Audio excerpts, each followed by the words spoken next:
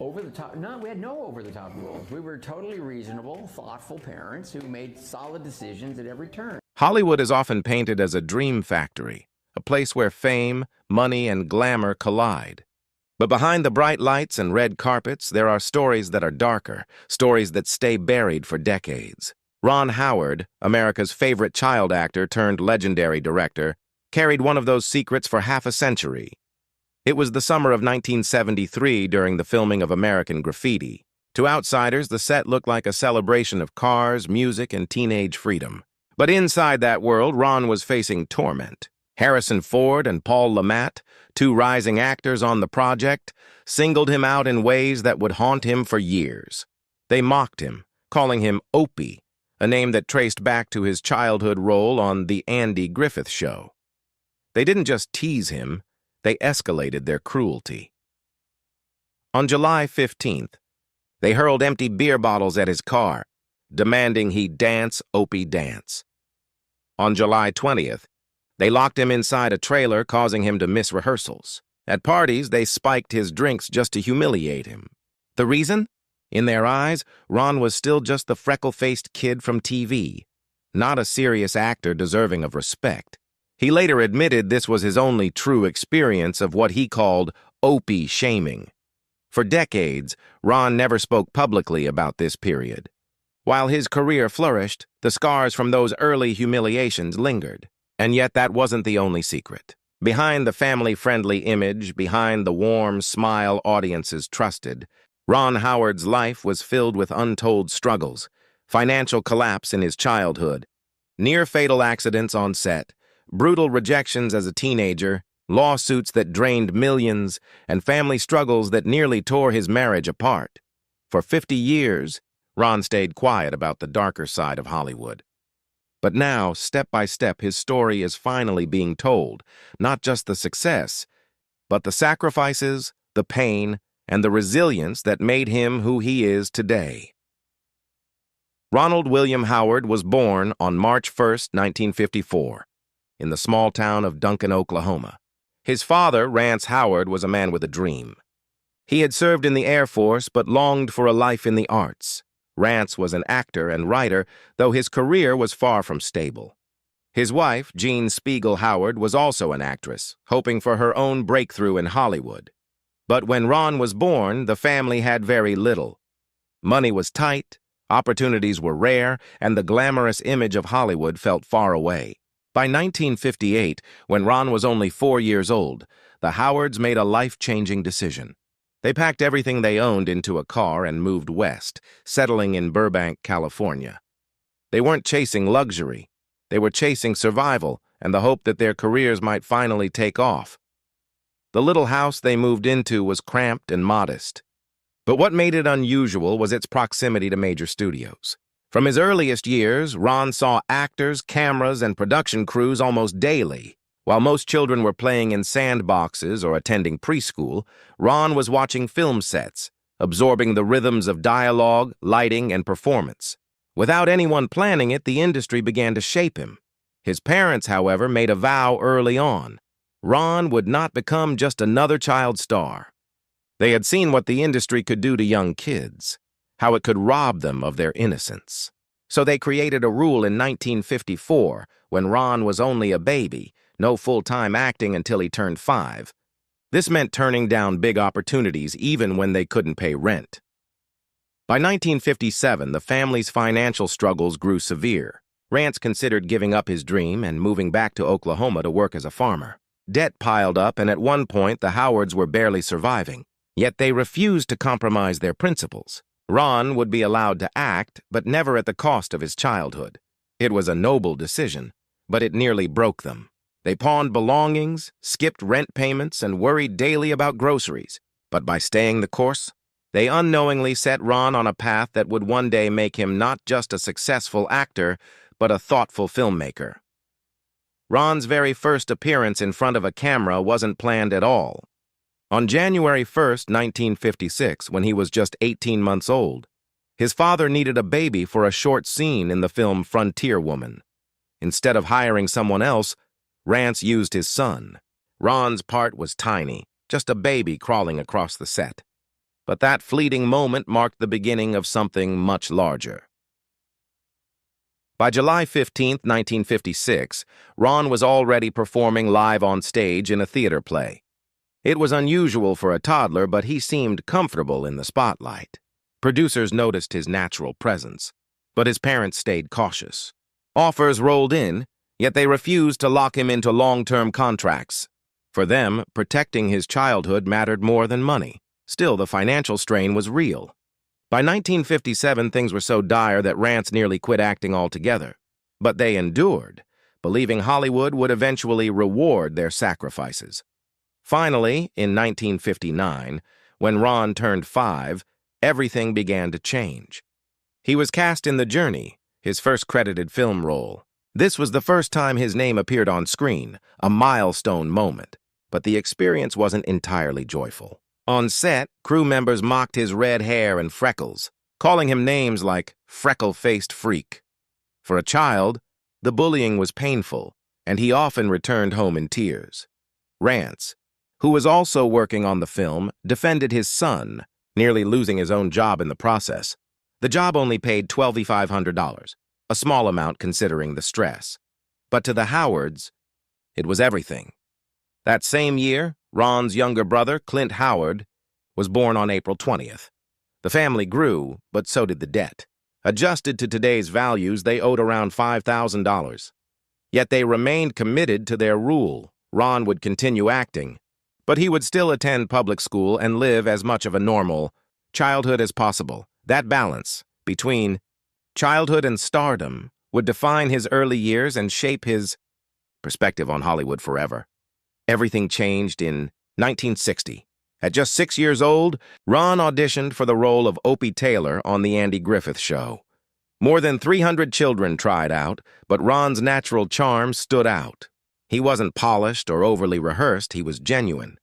And that's what won him the part. The show premiered on October 3, 1960, and quickly became a massive hit. It ran for 249 episodes, and Ron appeared in 243 of them. At first, he earned $300 per episode, a decent sum for a child actor. By the time the series ended in 1968, his pay had risen to $1,000 per episode, but the money didn't shield him from the pressure. Every week, he was expected to memorize lines, hit his marks, and deliver perfect performances. Unlike some sitcoms, The Andy Griffith Show had no live audience. Every joke, every emotional beat had to land without laughter or applause. For a young boy, it was an immense responsibility. Yet the character of Opie struck a chord with audiences. Viewers saw him as a symbol of innocence and goodness in an era filled with social change. People loved him, and he became one of the most recognizable child actors in America. Behind the scenes, Ron developed a close bond with Andy Griffith. Andy wasn't just a co-star, he was a mentor and a father figure. He guided Ron through emotional scenes, explained complex moments, and shared stories between takes. Their relationship was so deep that decades later, in 1997, Andy visited Ron on a film set in Queens. After Andy's death in 2012, the Howards discovered that the two men were actually distant cousins, a fact that made their lifelong connection even more profound. But the set wasn't always a place of warmth. Andy struggled with alcohol and had occasional bursts of anger. Ron, still a child, witnessed arguments that frightened him.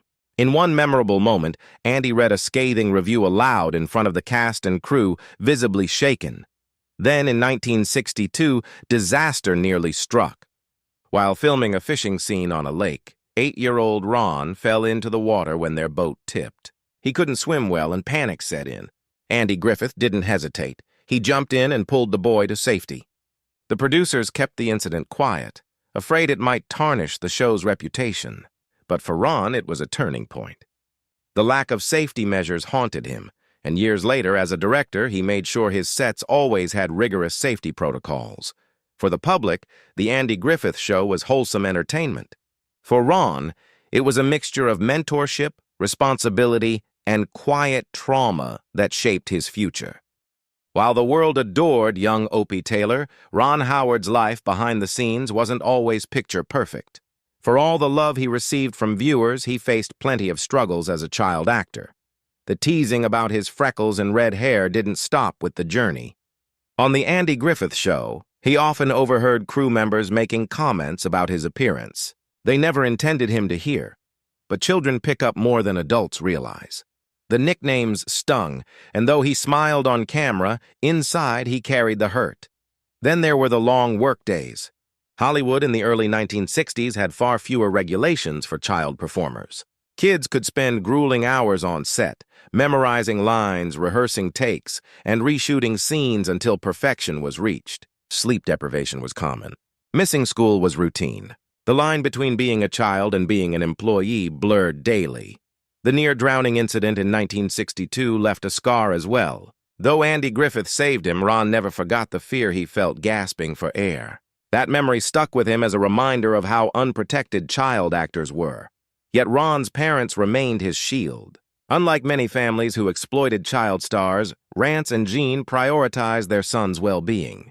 They refused to let him become a commodity, ensuring he still attended public school and lived a somewhat normal life. While other child stars crumbled under pressure, Ron developed resilience, thanks largely to his parents' steady support. Still, the burden of being the nation's perfect child was heavy. By the time The Andy Griffith Show ended in 1968, Ron was just 14 years old, but he already felt much older inside. The fame that brought comfort to millions left him feeling trapped, unsure if Hollywood would ever see him as anything more than Opie. When The Andy Griffith Show ended in 1968, Ron faced his first major identity crisis. He had grown up in the public eye, but now he was a teenager, and Hollywood didn't know what to do with him. Casting directors rejected him repeatedly. In 1968 and 1969 alone, he auditioned more than 50 times without success. To them, he wasn't a blank slate. He was still Opie Taylor. They couldn't imagine him as a leading man, a romantic interest, or even a serious supporting character. He was typecast in the worst way. The rejections cut deeply. Ron confessed to his parents that he wanted to quit acting altogether. Still, he took small roles to get by.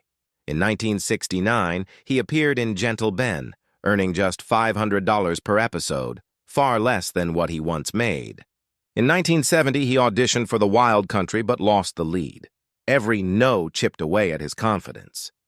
At the same time, he was trying to live a normal teenage life. At his high school, he played basketball, averaging 12 points per game. He wanted to be just another kid, but the whispers followed him everywhere. Teachers, classmates, even strangers called him Opie. No matter what he did, he couldn't escape his past. By 1971, he joined the Smith family, earning $8,000 for 39 episodes. But the show flopped, leaving him more frustrated. The constant cycle of rejections and disappointments gave him anxiety, though he rarely showed it.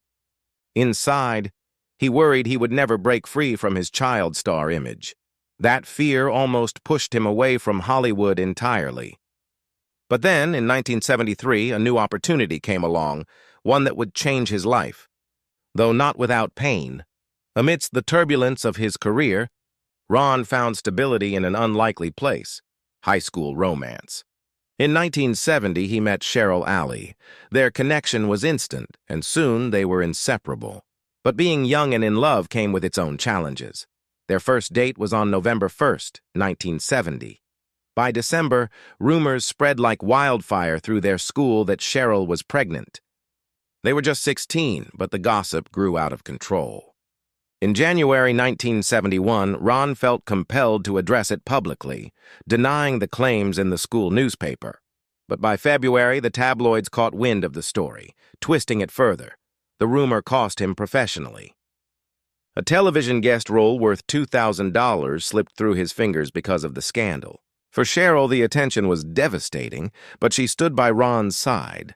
Despite the drama, their bond deepened. Ron proposed 3 times before Cheryl finally said yes in October 1974. They married on June 7, 1975. Through all of Ron's ups and downs, Cheryl became his anchor. He often calls her his good luck charm, crediting her with keeping him grounded and helping him survive the madness of Hollywood. Their marriage wasn't just enduring, it was extraordinary. In an industry notorious for breakups, Ron and Cheryl built a partnership that lasted more than 50 years, proving that real love could thrive even in the spotlight. In 1973, George Lucas cast Ron in American Graffiti. It seemed like the perfect opportunity to redefine himself. Filming began in June in California, and while the movie would go on to become a cultural landmark, Ron's experience behind the scenes was far from ideal. As mentioned earlier, Harrison Ford and Paul Le Mat singled him out. They mocked him relentlessly, throwing bottles at his car, locking him in a trailer, and spiking his drinks. They resented his background as a child star, seeing him as someone who hadn't earned his place. Ron endured the bullying quietly, focusing on his role. He later described it as his only true moment of Opie shaming. Despite the cruelty, he delivered a performance that resonated with audiences. The film was a smash hit. Produced on a budget of just $777,000, it grossed $115 million in the United States alone. But Ron didn't benefit from the profits. He had been paid a flat $10,000 with no share of the box office. When he asked George Lucas for 1% of the profits, a figure worth over $1 million, Lucas declined. The rejection stung, and it strained their friendship. Still, American Graffiti revived Ron's career. At just 19 years old, he proved he could transition from child star to serious actor. It wasn't easy, and it came with scars, but it was the turning point he desperately needed. In January 1974, Ron landed another life-changing role, Richie Cunningham on Happy Days. The first episode aired on January 15th and drew 11 million viewers. At first, the show revolved around Richie's teenage life in 1950s Milwaukee, but everything changed in 1976 when Henry Winkler's character Fonzie became the breakout star. Ratings exploded, reaching 31 million viewers weekly. Merchandise sales soared, with Fonzie-branded products generating over $1 million in 1976 alone. Behind the scenes, ABC executives wanted to capitalize further. They considered renaming the show Fonzie's Happy Days. For Ron, it was a betrayal. He had been the lead since the beginning, and now he was being sidelined. In November 1976, Ron gave producers an ultimatum. If they changed the title, he would quit. Even though his contract ran until 1980, he was ready to walk away. Tensions escalated, and when news leaked to Variety magazine on December 5th, fans erupted in anger. The title remained unchanged, and Ron continued until 1980. Though overshadowed at times, the role gave him financial security and set the stage for his transition into directing, a move that would define his legacy. By the late 1970s, Ron realized his true passion wasn't just acting, it was storytelling. He wanted to direct, to shape narratives from behind the camera. His early experiences, the near drowning on The Andy Griffith Show, the bullying on American Graffiti, the conflicts on Happy Days, all shaped how he approached filmmaking. Safety, respect, and collaboration became his guiding principles. His directing career took off, leading to classics like Apollo 13, A Beautiful Mind, and Cinderella Man. He won Academy Awards, earned critical acclaim, and became one of the most respected filmmakers in Hollywood.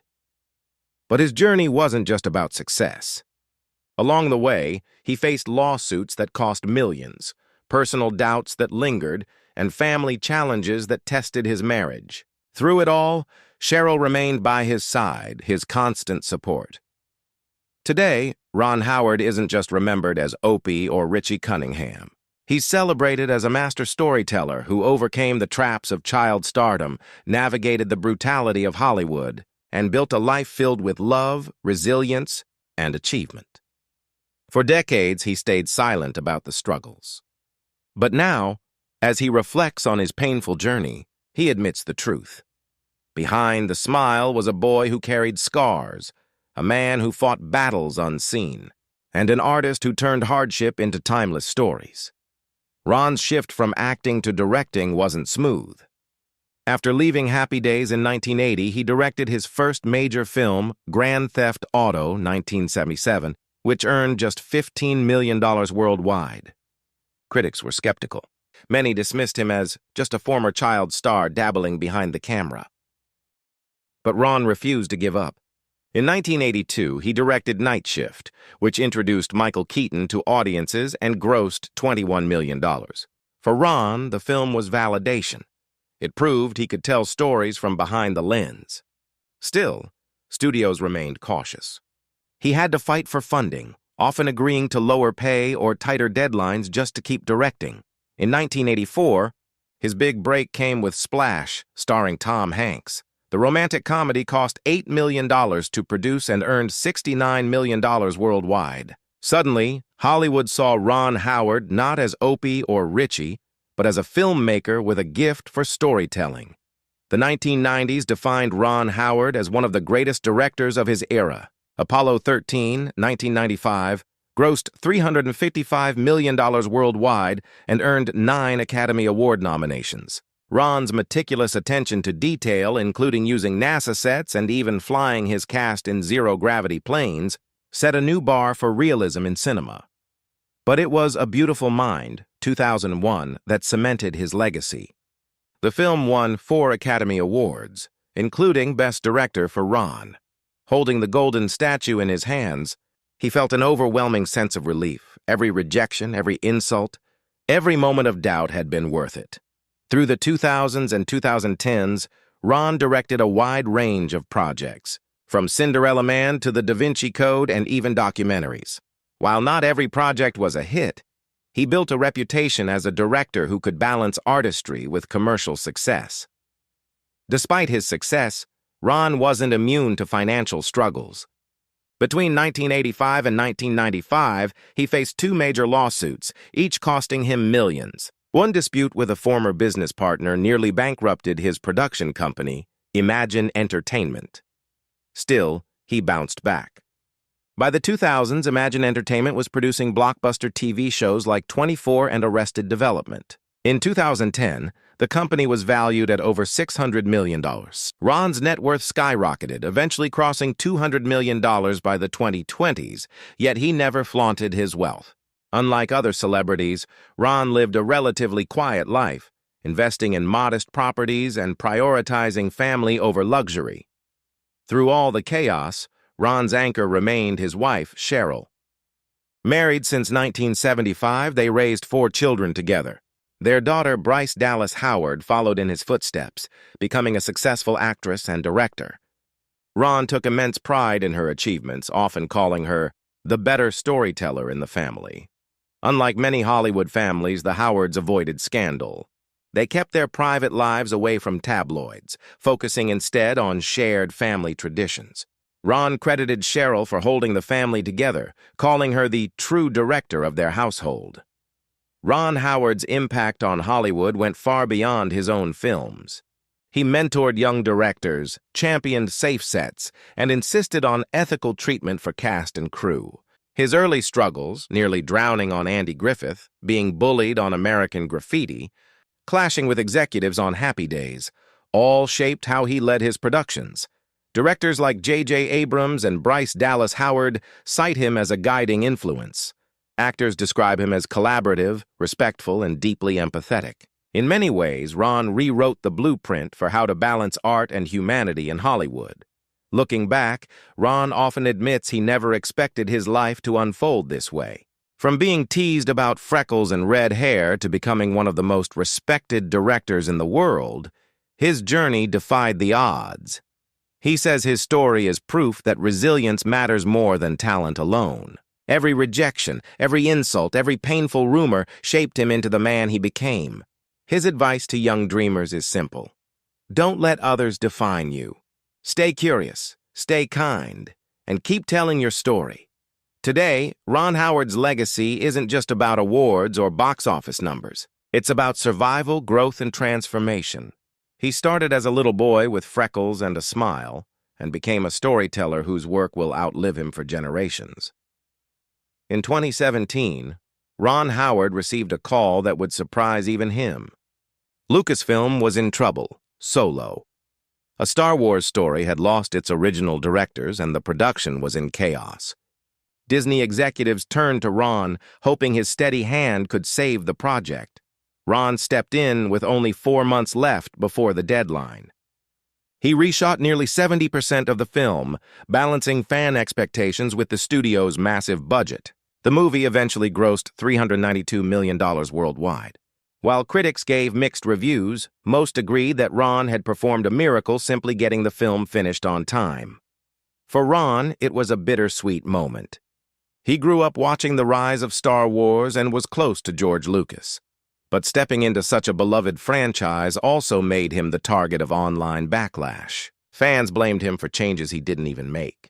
Still, he walked away with pride, saying, "It wasn't perfect, but it was honest work."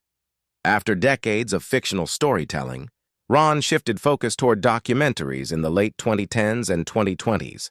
His film, Pavarotti, 2019, celebrated the life of the legendary tenor, while Rebuilding Paradise, 2020, explored the aftermath of a devastating wildfire in California. Unlike his blockbusters, these projects weren't about box office numbers. They were about empathy, memory, and truth. Ron described documentaries as a way to honor real people, not just characters. His work was praised for its sensitivity, giving survivors and artists a platform without exploiting their stories. This new chapter proved that even after decades in Hollywood, Ron wasn't afraid to reinvent himself. Though widely respected, Ron Howard wasn't free from controversy. In 2021, Imagine Entertainment faced a lawsuit from a former employee alleging workplace discrimination. While Ron wasn't directly accused, his name was dragged into headlines. He responded with a public statement emphasizing the importance of fairness and inclusion. Earlier in his career, critics also accused him of playing it too safe as a director. Unlike Scorsese or Tarantino, Ron didn't have a signature style. His work shifted between comedies, dramas, thrillers, and documentaries. Some called him Hollywood's dependable craftsman rather than a visionary. Ron, however, didn't mind. "I'd rather be versatile than predictable," he once said. And with over 50 years in the industry, few could deny that his range was unmatched. One of Ron's proudest roles has been mentoring the next generation. He guided actors like Tom Hanks early in their careers, offering encouragement long before they became icons. At home, he watched with joy as his daughter Bryce Dallas Howard stepped into directing. She worked on The Mandalorian and Jurassic World, earning her own praise. Instead of overshadowing her, Ron became her biggest cheerleader, often saying, "She's already surpassed me in so many ways." Ron also lectured at film schools, reminding students that Hollywood isn't just about glamour, it's about discipline, resilience, and heart. By the 2020s, Ron was in his late 60s, and health became more important than ever. He kept a low profile, rarely appearing in tabloids, and focused on exercise and family. In interviews, he admitted that the pressures of child stardom left lasting anxiety, but therapy and Cheryl's support kept him grounded. Friends noticed that while many of his peers burned out or faced scandals, Ron aged gracefully. He still had the same red hair, now faded to white, and the same gentle smile audiences remembered. From The Andy Griffith Show, Ron Howard's journey from a freckle-faced boy in Oklahoma to an Academy Award-winning director remains one of Hollywood's greatest transformations. His career proves that reinvention is possible, even after typecasting and rejection. Imagine Entertainment continues to thrive, producing both films and television shows. Ron still directs occasionally, but spends more time mentoring, writing, and enjoying his grandchildren. When asked how he wants to be remembered, he doesn't mention Oscars or box office records. Instead, he says, "I hope people say I told stories that mattered, and that I was kind while doing it." For fans, Ron Howard will always be more than Opie, more than Richie Cunningham, and more than a director. He will be remembered as a man who quietly shaped Hollywood for over 60 years, turning childhood scars into timeless stories.